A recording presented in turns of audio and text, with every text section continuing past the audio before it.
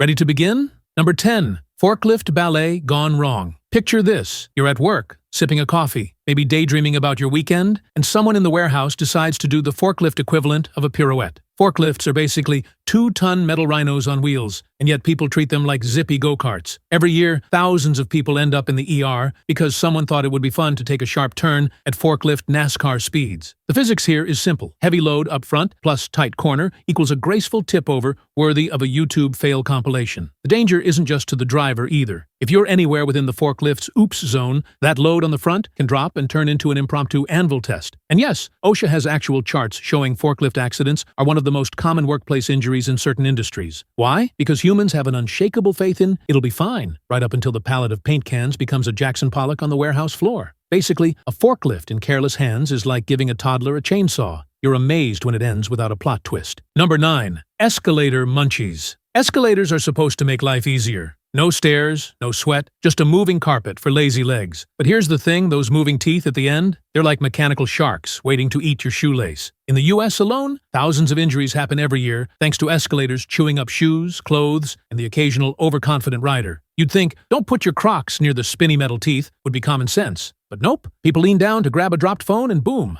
they've just volunteered their jacket for industrial shredding. The real kicker? Most of these accidents happen because we treat escalators like carnival rides instead of slow, grinding conveyor belts of doom. The steps look friendly, but inside, there are enough spinning gears and sharp edges to make a blender jealous. So yeah, your trip to the mall could end with your sneaker looking like it got in a fight with a lawnmower. Number 8. The Ceiling Fan Guillotine. Ceiling fans, harmless, right? Wrong. The same thing keeping your summer sweat under control can also take out a chunk of your skull if you stand up too fast on a bunk bed. Ceiling fan injuries aren't just a slapstick trope. ER records are filled with cases of people misjudging the safe zone while stretching, dancing, or being helped onto someone's shoulders at a party. And it's not just your head on the line. Fingers are frequent victims, especially when someone decides the best way to stop a spinning blade is to just grab it. Newsflash. That's like trying to stop a blender with your hand, except the blender is mounted to the ceiling and whirling around at 200 revolutions per minute. The good news? Most ceiling fan injuries are more embarrassing than fatal. The bad news? You'll have to explain that forehead scar for the rest of your life. Oh, that? Yeah. Ceiling fan got me. Number 7.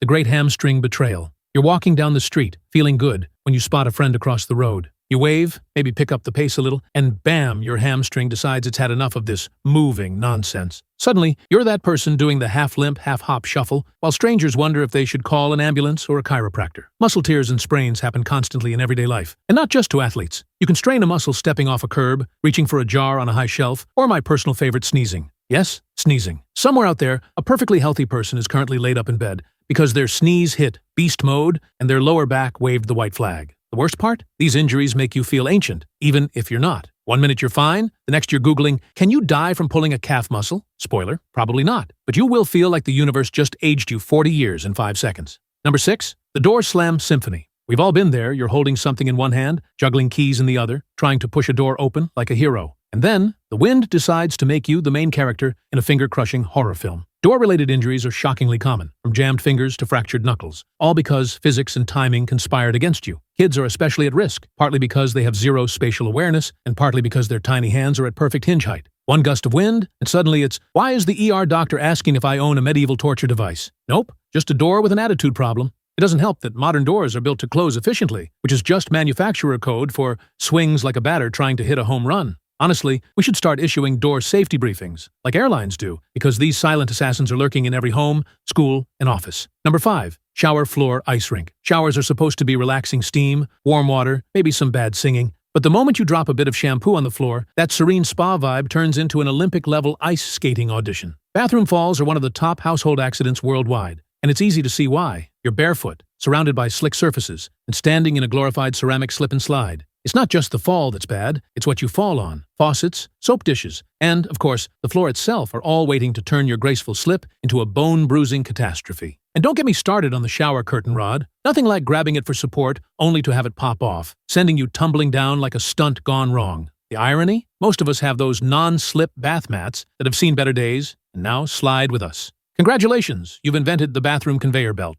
Number 4. the headphone strangulation plot. Your headphones are supposed to deliver music, not murder attempts. Yet, somehow, these innocent-looking wires have a vendetta. You bend over to tie your shoe, and suddenly, your earbud cable has wrapped itself around a chair leg, your bag strap, and possibly the gravitational pull of the moon. The result? A violent yank that either rips the earbuds from your ears or your phone from your pocket, sometimes both. It's not just embarrassing, it's a physics problem. The cable gets tensioned, your body reacts like you're in a WWE chokehold, and you flail around trying to free yourself from what is essentially a rubber-coated tripwire. People have stumbled, dropped expensive devices, and even smacked themselves in the face when the wire snaps back like an elastic band. Wireless headphones? Sure, those help until you lose one in a storm drain. Somewhere in the future, historians will find a record of humanity's weirdest daily struggles and think we were at constant war with our own electronics, which honestly wouldn't be that far from the truth. Number 3, the stairs Faceplant Festival stairs. The simplest concept in architecture. Go up, go down. And yet these things betray us more than any other household feature. One missed step, and gravity suddenly wants to introduce your face to the floor at 9.8 meters per second squared. The problem is twofold: overconfidence and distraction. You've walked those stairs 1,000 times, so your brain goes on autopilot. That's when you misjudge the distance, or forget there's one more step. The result? A slow-motion stumble that feels like it takes 3 years to complete, ending with you pretending you meant to sprint those last few steps. What's worse? The stats are ugly. Millions of people get injured on stairs every year, and not just from full tumbles. Twisted ankles, busted knees, even concussions happen because the stairs decided they didn't like your rhythm today. The humble staircase may seem harmless, but it's basically a row of flat domestic landmines. Number 2, the shopping cart takedown. You're in the grocery store, minding your own business, when your shopping cart suddenly decides it's a race car with no brakes. A rogue wheel hits a crack, you swerve, and now you're trying to keep the thing from plowing into a pyramid of soup cans. The most common injuries? Banged up ankles from carts smashing into the back of your legs. And yes, they hurt. Parents get a special category of chaos when kids decide the cart is their new jungle gym. One climb up the side, and the whole thing can tip over, sending both child and produce flying. Grocery stores don't help by waxing the floors to the slipperiness of a skating rink, so your cart can and will slide if you so much as glance at a patch of spilled juice. Add the occasional race between siblings, and you've got yourself a recipe for high-speed vegetable carnage. Basically, shopping carts are proof that even errand day can become a contact sport. Number 1, the champagne cork sniper.